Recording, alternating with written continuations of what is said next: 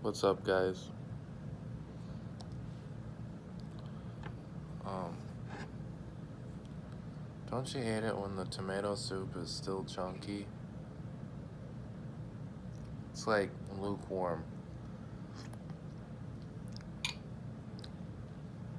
It's like drinking ketchup. Um, anyway, today I wanted to talk about a subject that's been on my mind recently because I watched this debate um, on the objectivity of moral value. It was a pretty intense debate because the the guests, the debaters, were some pretty renowned scholars in their own fields. Sam Harris and Dr. William Lane Craig, who's a big-time Christian apologist. But anyway, the debate basically covered the question of moral objectivity. Um, can morals be objectively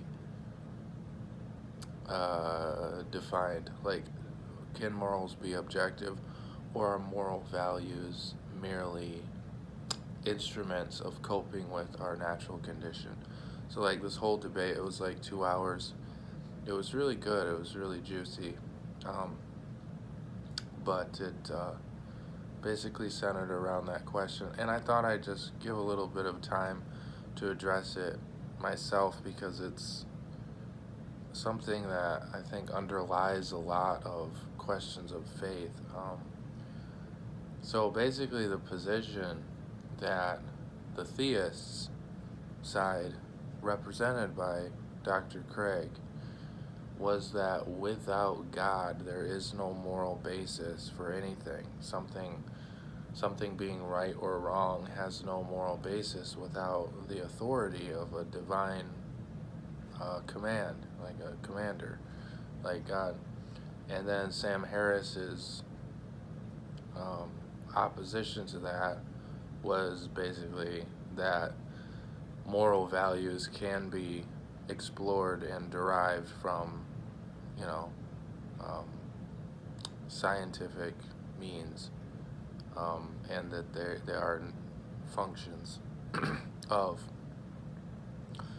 basically morals come from whatever leads to the well-being of creatures, whatever leads to the well-being of sentient beings. So they just went back and forth, but I wanted to touch on it because so moral objectivity. Let me try to break this down. Yes, I think morals are objective. I think um, things that we do or don't do can be objectively right or wrong. And I think the misunderstanding that comes with theism naturally is that it's necessary that there's an authority which from the top down bestows moral law on creatures like us, like human beings. I think it's a mistake to make that assumption, and I think that that assumption is half true. It's not that it's untrue, because I do happen to believe that there is a higher power, that there is a transcendental nature of things, and that our physical world, our physical conditions, the natural world and all of its fluctuations, there's more to it than that. There's more to life than that. I think consciousness and spirit and things, things of this nature are very real and tangibly so. But I think there is a danger in merely ascribing the distinction between right and wrong morally merely on authority. And I think that's where Dr. Craig made me kind of question. However, on the side of the atheists, and I'm just using the two, Dr. Craig and Sam Harris, as representing two mindsets, not in particular not necessarily their particular spin on it, but they sort of represented an overall camp that each side had. But on Sam Harris's side, he kind of believes that, well, of course, he doesn't believe that there is a God, that there is a higher power. So therefore, moral values must come like intrinsically from nature itself. I'm really like putting a very crude summary on what he said, but it's like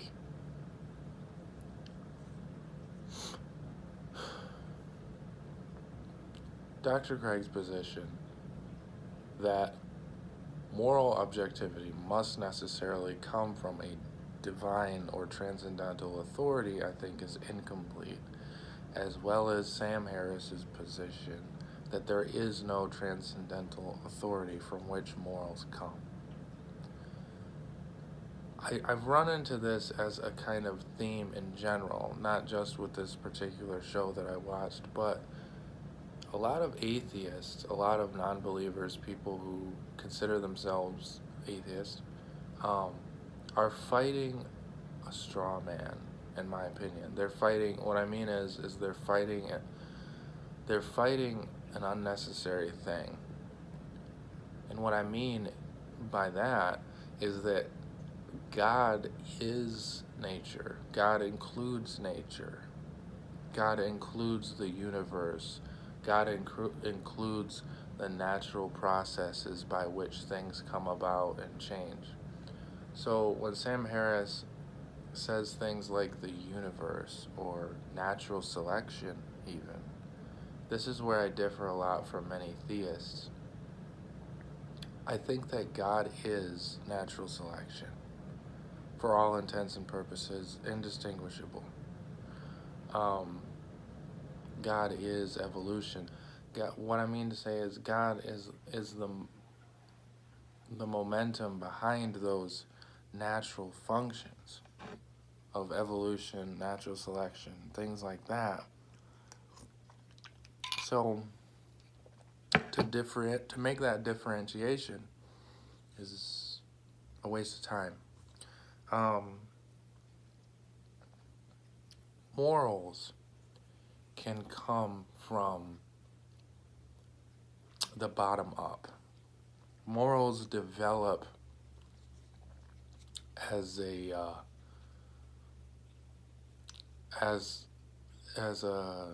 excellent way in which a species excels its conditions beyond the limitations of impulse and instinct.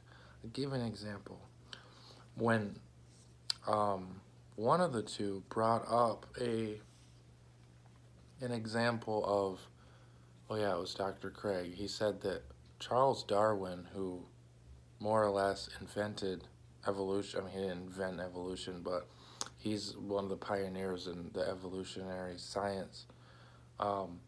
He gave an example of how honeybees have certain functions which, had those functions been applied to human beings, we would see a much more immoral world.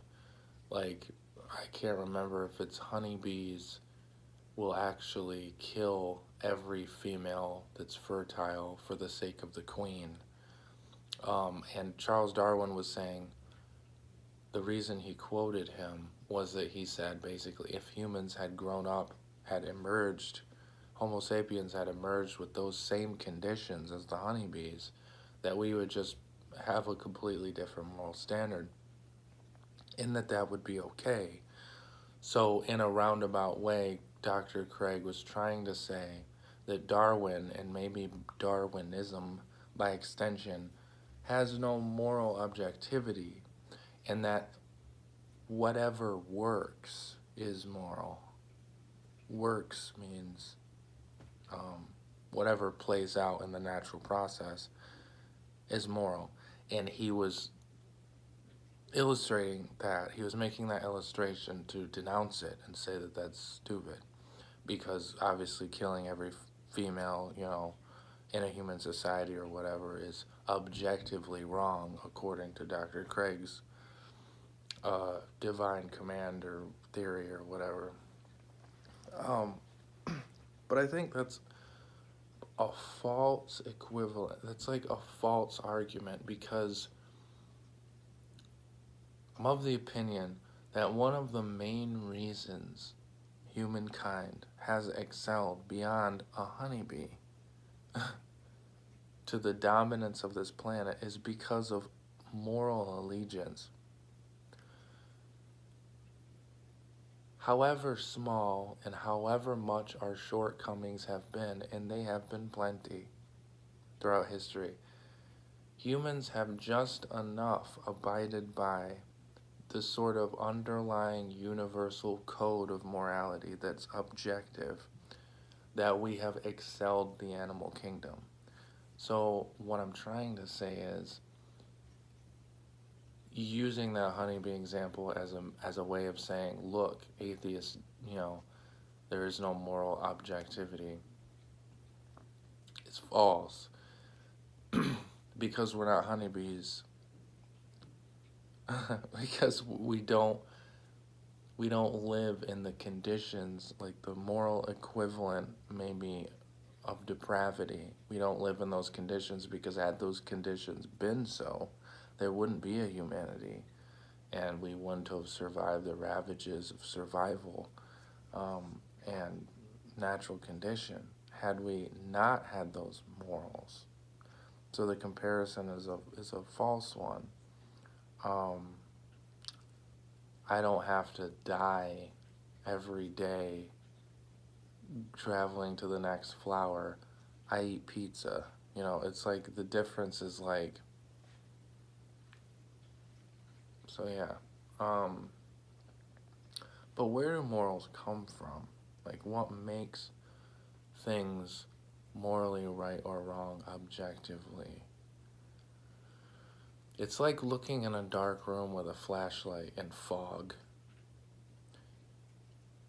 It kind of relates back to the ultimate truth and how we cannot grasp the ultimate truth of everything, or the objective ultimate truth of everything. We can only go in degrees of right and wrong. Because to our idealistic moral standard, the amount of moral perfection that it would take to reach the level of ultimate objective truth is beyond our capacity. We will always, to some extent, be morally wrong. And that's what's really meant by all is sin. Because everything falls short of that ultimate truth. But progress, or perfection, shouldn't get in the way of progress. So we're not complete in our morality, but we are achieving completeness however slowly. But just because of that shortcoming doesn't mean that we need to throw the baby out with the bathwater and say that morals have no objective basis, that it's a matter of opinion and conjecture whether or not to murder someone is right. All evidence points to murder being wrong, to murder being a disability of a certain species. If they just go around murdering each other, there would never be the type of cooperation that leads to innovation, that leads to dominance of a certain planet. Had those morals not been in place, there would be no dominance, there would be no prosperity collectively. So it's from the past, in a sense, that we can know that there is objective morals, however imperfectly we practice them. And to Dr. Craig's point again, he's projecting this sort of God that is above and beyond nature, when it's my conviction that God is literally in the dirt, that God is all things, high and low, great and small, that God sort of pervades all things. And it's not just some high authority, but it's also in the roots of things that the objective morality comes from. This universe, in a sense, is God figuring themselves out. If I had to put it in a summation, we live in the figuring of God. We live in a very crude, almost like iron ore before iron ore is refined into steel. We live in the ore. We live in the unrefined order of God. But that order is progressively making its way to that objective reality, which is God.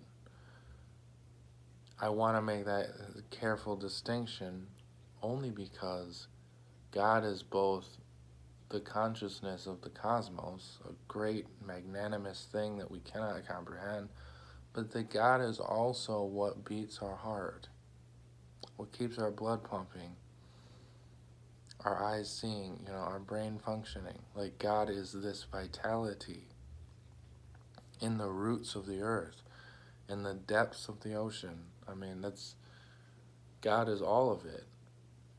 I'm almost tempted to say pantheism, but for lack of a better word, I guess that'd work. So